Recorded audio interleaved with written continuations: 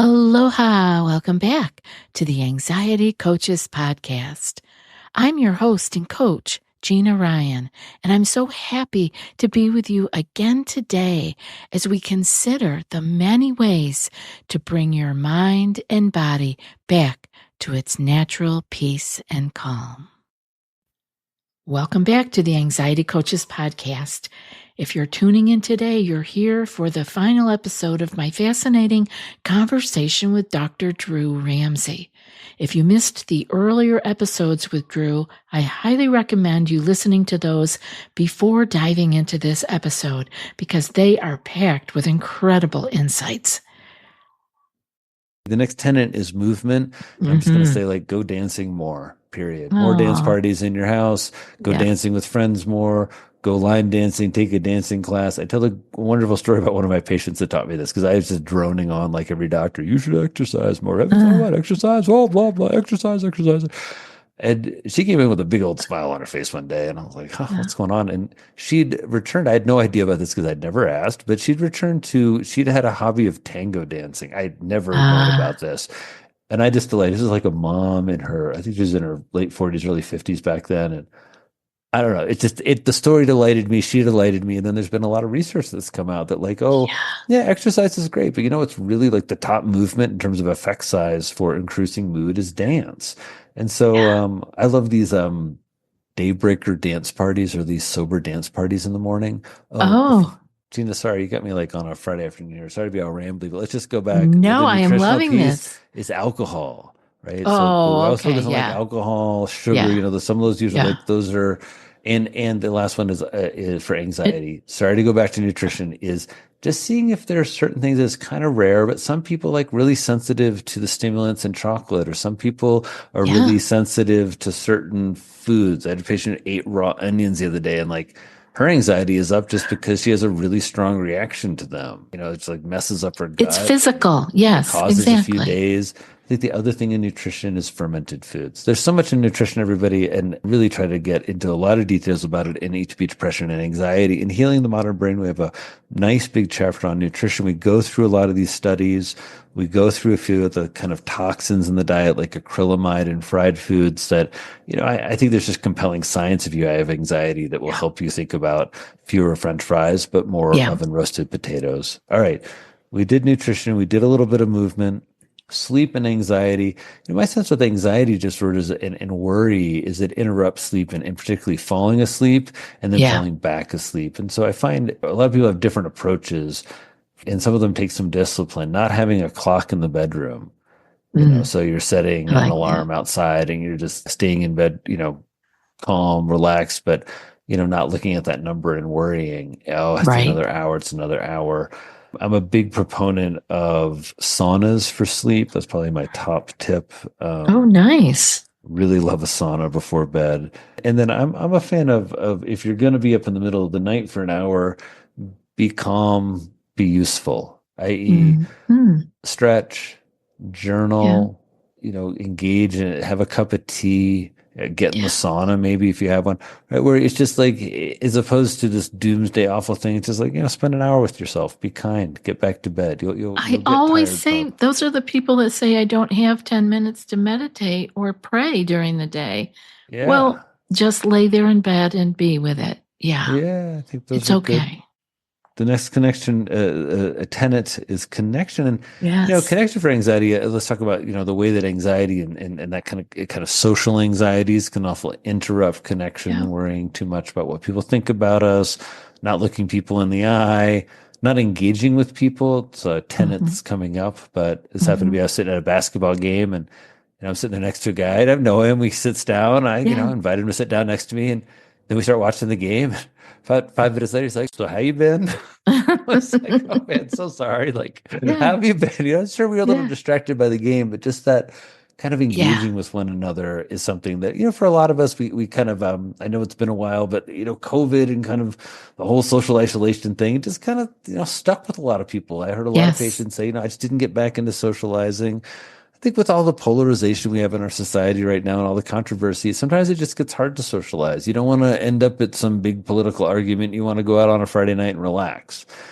And Right. so it just, there are a lot of subtle ways that the hostility of polarization makes connection harder.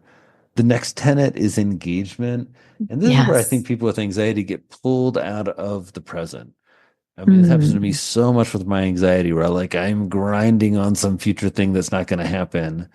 And I'm not really like engaged with the task in front of me. Yeah. Um, One of the reasons I love being a therapist is that it kind of trains your brain. Because Mm. if you float off for 1 second into whatever anxious fan, you're not with your patient, you're not doing your No. job. It's a And they very, feel it. they feel it, you come right back into that room like, oh. Hmm. And so it really kind of trains you like Yeah. stay on target, stay focused Yeah. right here in the now. Engagement is just that thing I noticed in my patients and in myself. Like if you don't use it, you lose it. If you don't get into Mm. those habits of, regularly engaging with your body and movement, regularly engaging with your partners in connection, regularly Mm. engaging with yourself in terms of your purposeful work. So engagement's really kind of, I call it the elusive tenet. Mm. Right? Because we're all tired, we're all overscheduled. Everybody sits Mhm. down with their phone and is like, a few minutes to myself. Yeah. And and that's fine, but it's just like that doesn't help us engage. That helps Right. us dissociate and isolate.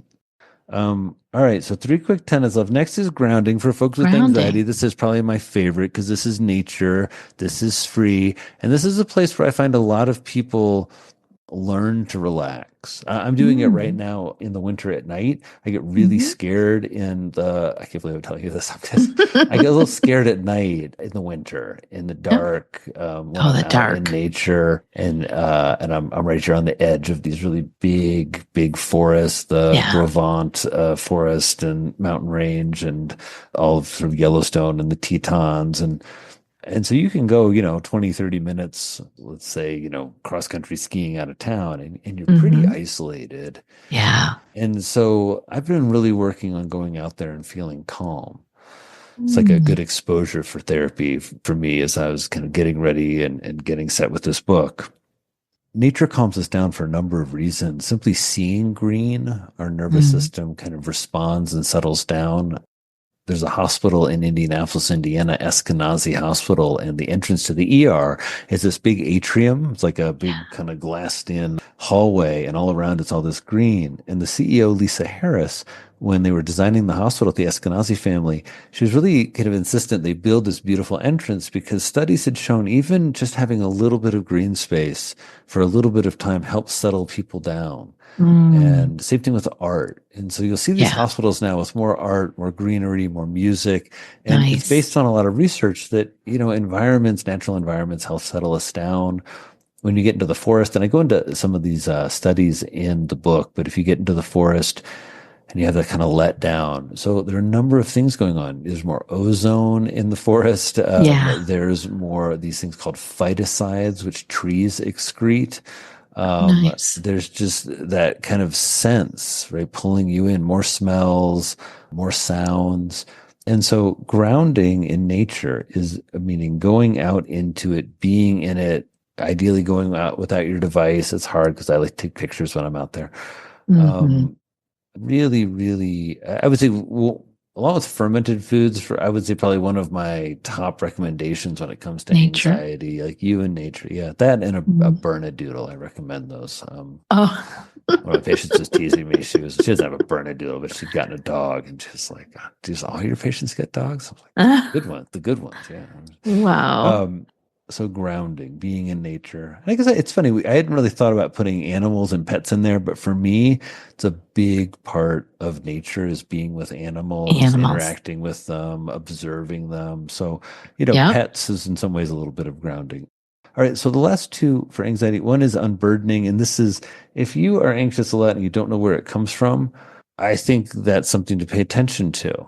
Sometimes there's just simple biological anxiety like hyperthyroidism, Yeah. or you have a rare food allergy, or Yep. you have just an anxiety disorder, but Hmm. sometimes when we're kind of, especially if you're uncomfortable in certain situations or uncomfortable in dependency situations, a lot of people have traumas, not just violent and sexual traumas, but traumas of neglect, developmental Yeah. traumas of just things go wrong. I have this like dear friend, and in eighth grade, he's like a really rebellious youth, and he called in a bomb threat. I was Yeah. just like, I remember like that eighth, ninth, 10th grade. It was just like, hard thing to recover. Never did anything like that again. Totally recovered, right? But Yeah. I don't know his therapy, but at some point, I'm sure he had a couple of sessions about just kind of unburdening himself, right? That he's Yeah. not a rebellious young teen anymore. And so that's maybe a silly example, or maybe not silly, but that's an example of an extreme thing Yeah. that happened to somebody that, can stick with them. I find in my practice a lot of times traumas of neglect get really, people are very kind of shameful of them, or very like, it's hard for people to acknowledge them and hold on to them as real. Like a Mm. violent trauma, there's a kind of, everyone agrees, right? A trauma Yes. where like your mom ignored you, or a trauma where like your dad was like, he did okay, but he was just not like a very deep guy, Yeah. or was really distracted with, I don't know, like his porn addiction, or was really distracted with like, I don't know, another sibling that he just liked better. Right. Not like a massive trauma, but boy, can really sit with people Yeah. and obscure them from being in the present, right? Prevent them from being here with us. So I'm a big fan of working that through. Somebody who's had a lot of different traumas in my life, and has gotten the honor of sitting with Mm. people and hearing about some of the things that other people don't get to hear about.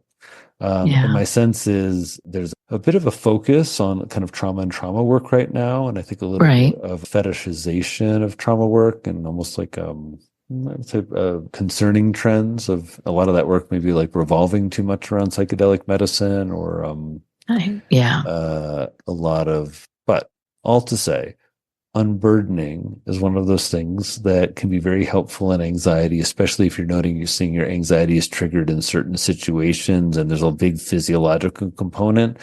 Yeah. Um, so unburdening. And then the last tenet is purpose. And maybe it's a little grandiose to think that, a book chapter in a self-help book is going to help people find purpose, but I wanted to weigh in because it's one of Yeah. my greatest pleasures, getting to sit with people and see their lives unfold and some of their purposefulness, whether it's being a parent, or whether it's their professional life, or both, or whether their Hmm. creativity explodes and suddenly they're a farmer. I mean, I've seen purpose just manifest in so many cool ways. And so I wanted people to hear my sense that it's an important thing for us to have an eye to. I mean, that when we Yeah. ignore it, right, when we feel that we're just being of service to others, or we're just grinding the 9 to 5, that over time really leads to people not feeling a sense of fulfillment with their life. And then again, the research, right? I get into the research of Yeah. like, Yeah. hey, don't take it from me. Let's look at the studies. And when you look at what happens when people have a more purposeful existence, they're protected from depression, they're protected Yeah. from anxiety, they Yeah. have better health outcomes, they have like lower inflammatory markers. I mean, like, That's wow. awesome. Yeah, Yeah. so there's a lot of cool biology behind that, by the way. Like when we think about, again, we said one lens was neuroplasticity. The other that I ask you to really think about mental health through three new lenses: neuroplasticity, inflammation, and the microbiome. And Yeah. so inflammatory factors go up when we're more isolated. They go down when we're more connected. Mm. Same thing. We spend time in nature. Inflammatory markers tend to go down, Hmm. right? When we are isolated in urban environments, they tend to go up. So there's just a lot of cool science behind how these tenets kind of work together. I don't want people to feel overwhelmed, like, oh, you have to do all 9 every day. No, it's not like that. It's beautifully laid out. And I think the beauty of having all nine is there's people can begin where you're at, I start where hope you so, are. Gina. Some people may not have an issue with sleep, but their nutrition needs really some awareness, and they can start there and look That's at it. exa- that's Yeah. exactly how I hope it works. And then I think as everyone hears, and in the stories you'll see, there's like a natural stacking of them. Yeah. You can imagine if I'm your mental fitness coach and you tell me, oh, I got Mhm. together with a couple of friends and we packed up some healthy salmon jerky and blueberries and a little Mhm. granola and dark chocolate, and we headed out into the forest together for a 2 hour Yeah. hike. I mean, like that's like almost all the tenets, You're isn't it? I hitting them mean, all. Yeah. it's like you're moving, you're Yeah. connecting, you're engaged, you're having healthy snacks, Yeah. you're self-aware that you and your friends need to get out into the woods. I mean, it's really great. And so there are a number of activities where, again, you can stack these tenets. And where I like it is that I think for any time we're adhering to something that we know is good for us, it gets called a placebo effect, but more accurate is like there's a self-care effect Oh, and yeah. that we're adhering to a set of values that we have, that we're walking the talk. Yeah. And I think that generally makes us feel very good about ourselves. It's not just the endorphins and endocannabinoids that make you feel good after exercise. It's also Yeah. just that psychological thing of like, you said you'd do it, you did And it. yeah. Yeah. It's beautiful. There's so much here. So much here. And Well, it means so much to me. You like the book. I mean, just in all seriousness, boy, launching well, a I book couldn't is believe always I didn't something. know of it. And so I am very thankful to your publisher. And it sounds like this book launch is going well. You have other books that people can also check out, but I will have a link to this book and a link to your website. Is that where why don't you tell Yeah, us where we should find you if we're looking yeah. for more? Well, everybody, first of all, thanks everybody for listening. I'm really easy to Mhm. find. My website's drewramseymd.com, and I have a few things for you there. We have some e-courses, including an Eat to Beat Depression and Anxiety and a Healing the Modern Brain e-course. I've got a Mhm. great team of clinicians licensed in a number of states. Samantha L. Kreef, Xiao Jie Hu, who's a great psychedelic psychiatrist. We have a number of clinicians here in Wyoming, Ben Smoke and Margaret Brigham. And then we have a free newsletter, Friday Feels, which comes out every Mhm. Friday. It's Nice. some of our favorite science that comes out during the week and some special offers. I'm on Instagram a lot. So if you're on social and on Instagram, would love a follow. I run my own account. So if you DM me, I'll Nice. see it. And yeah, and I hope folks will check out Healing the Modern Brain. Most importantly, I hope you'll check out the book.